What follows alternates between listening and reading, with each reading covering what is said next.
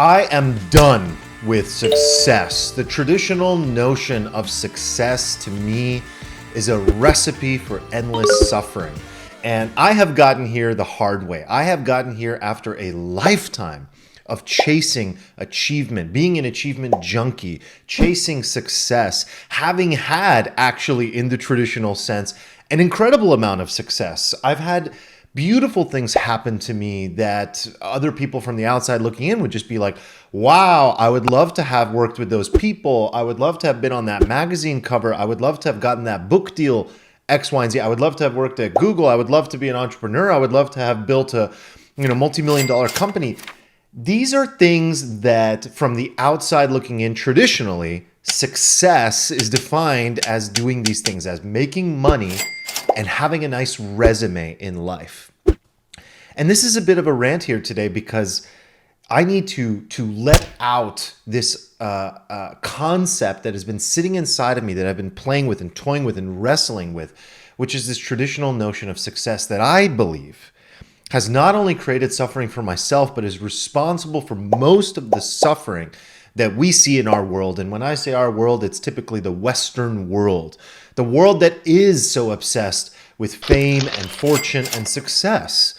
And I really think that we've gone down a wrong path here. And I have a new definition that I am using for myself of success, because I still think that success in and of itself is a personal definition. And this isn't one of those stupid videos where I just sit and go, okay, the success that's painted for you is not success. It's whatever you decide for yourself. No. It's a little deeper than that. It's much deeper than that. And it's taken a lot of wrangling to get to this point. So that's what I'm going to uncover in this episode today. Having a goal or an outcome in life, a North Star, is a positive thing in some sense. If you do not have an aim, and you do not have meaning for why you want to attain that aim, then you're drifting and you're floating throughout life. And that's not going to feel good at all. That's going to create a feeling of meaninglessness, of nihilism, and eventually you're going to feel depressed. And that depression combined with the anxiety of not actually having enough responsibility or a large enough aim in life is a terrible recipe. So you want some level of goals and outcomes that you want to achieve in your life. But here's the problem. Most of the time, these goals and outcomes actually are not good, and they create needless suffering. Because one of the things that we've been taught, and I think happens almost accidentally, because of the sheer amount of information and examples of success that are out there, we find ourselves chasing many things at once. The book deal, the girl, the money, whatever it is, the fame, the fortune. And when you start to chase multiple things at one time, generally, you're not going to get any of them. You might get lucky to get one. Now, if you can be focused enough to focus on one thing at a time, achieve one thing and move on to the next, you're going to suffer a little bit less. But at the end of the day, here's what happens. When you do get to the point that you check that box and you achieve that thing, you make that goal, you take that dream, you turn it into a goal, and you get there. And then you get there, and it's not how you thought it would be at all. It's nothing like you thought it would be. Because the journey of getting there was so brutal and had so many ups and downs and was such a roller coaster. And you had this dream of what it would feel like. And you thought that the moment that you achieved that dream or that goal, that things would change. That this goal, this achievement, like you unlocked something in your life, like a video game. Like the moment that you unlock it, you're going to feel different because you sat there and you imagined celebrating so many times. That feeling of, oh my God, if only. And you imagine yourself celebrating, and you get there, and you're barely even celebrating. And this is a fucking disaster. It is a disaster for this to happen to a human being, and it happens every single day. We get there to our goal, and it doesn't taste like or feel like anything we thought it would. And it doesn't change how we feel. It doesn't make us more happy. In fact, sometimes it makes us more sad because we're confused. What happened? Why didn't it work out? We assume something changes, but it never does. I have a story that really stuck with me, an example, a real life example that has really stuck with me. Now, I used to have this goal of wanting to be a famous author, a New York Times bestselling author. And the funny thing is that I probably will be. I probably will be one day. But it was different before. It was this huge, huge dream, this huge goal that had to do with identity. It had to do with external accomplishment and how maybe I would feel about myself if I became that, or how others might feel about me if I became that, which is so silly, right? And I just imagined that I would be this incredible author. Now, there's a story, a real story, of someone that has experienced this. There is this famous author by the name of Mark Manson. He wrote a mega best-selling book called The Subtle Art of Not Giving a Fuck. Mark and I are similar in terms of our backgrounds and our stories. Mark is an OG internet guy. He basically got his start as a blogger, and he did some affiliate stuff, and he's been writing on the internet for years. And eventually he got to a point where he decided that the best thing that he could do was write a book.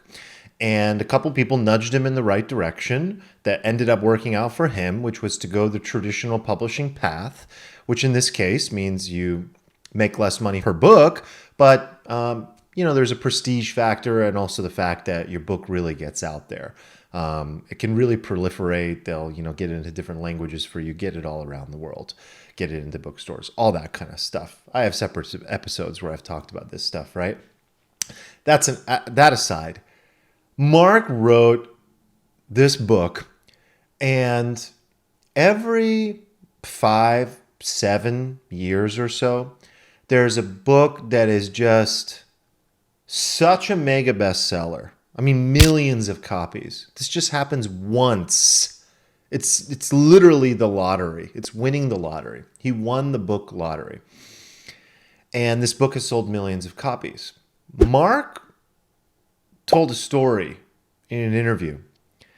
He said that after all this happened, and all of his dreams that he'd ever imagined came true.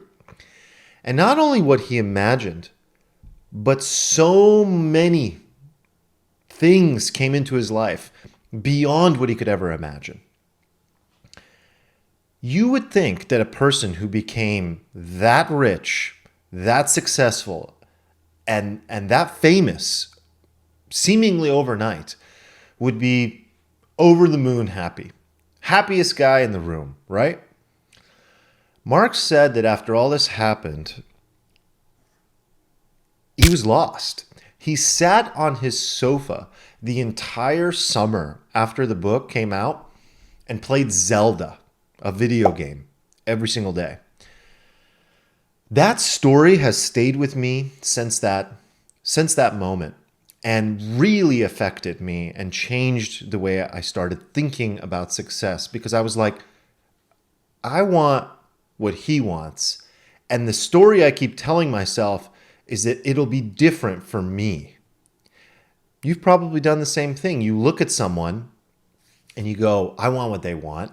And maybe you even see that they're not that happy, or you can't tell if they're happy. And you're like, but if it was me, I would be so happy. It's a lie. This is the greatest lie that has ever been sold, is that success is going to change the way you feel and make you happy. I mean, we're ultimately talking about all of your dreams coming true, and that leading to a deep, dark depression for him. I mean, that's insane.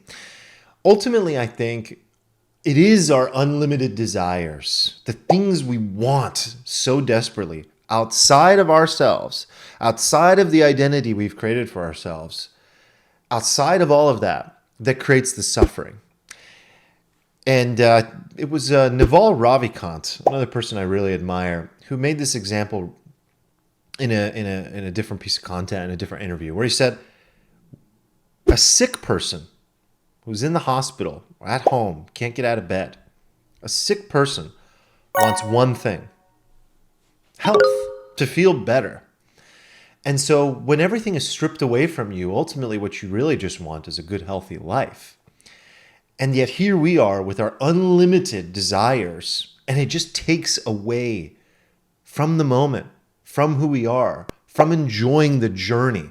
You've heard this expression, enjoy the journey, enjoy the process. Kobe Bryant talked about this so much. He talked about, and he was quite a storyteller. If you don't know this about Kobe Bryant, his passion was storytelling. And a friend of mine, Lewis Howes, has an incredible podcast, The School of Greatness, interviewed Kobe Bryant before he died. And that's what Kobe talked about. He talked about his love of storytelling, and the story that he wanted to transmit to us was that success is in the process. What does that mean? What does that really mean?